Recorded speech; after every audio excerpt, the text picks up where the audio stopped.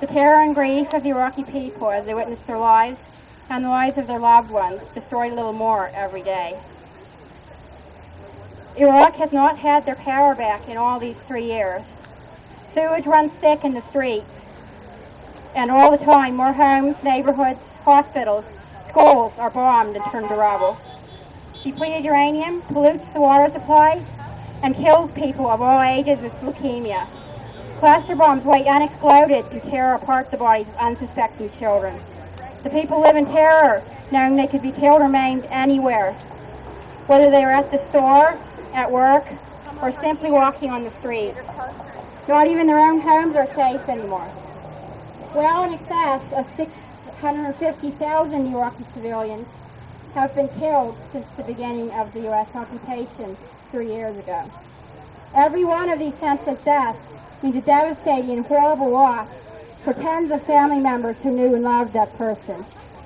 A darling little boy, the joy and pride of his family members who knew and loved that person. A darling little boy, the pride and joy of his parents, is hit by an American soldier's grenade during a raid.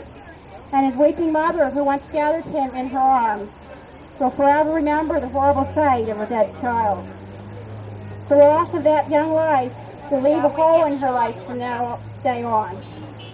Her father will never again be able to hold this child or to take him to the park for his birthday. Instead, the cruel blast of the exploding grenade will be forever seared in his memory. A girl watches her own mother and father shot before her eyes at a checkpoint, and she will never forget. The rest of her life, she will see their lifeless bodies when she closes her eyes, and the trauma will not leave her.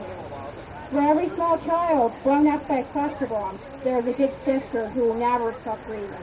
A brother, cousin, uncle, or aunt whose heartbreak will never heal.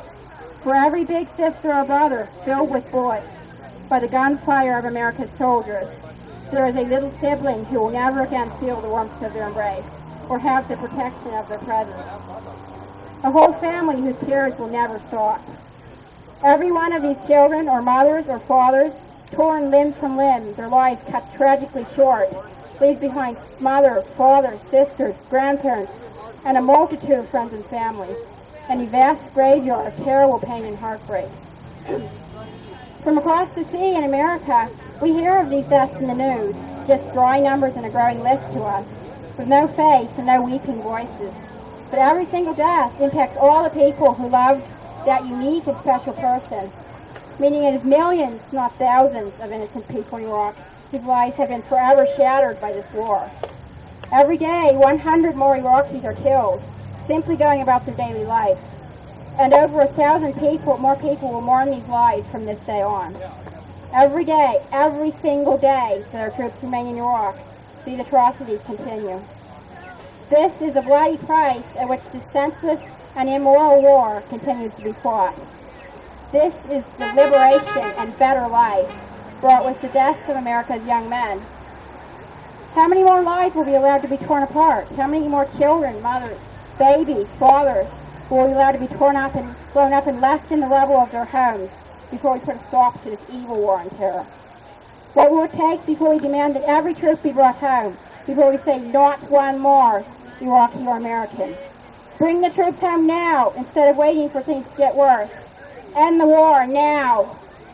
Yay! Thank you.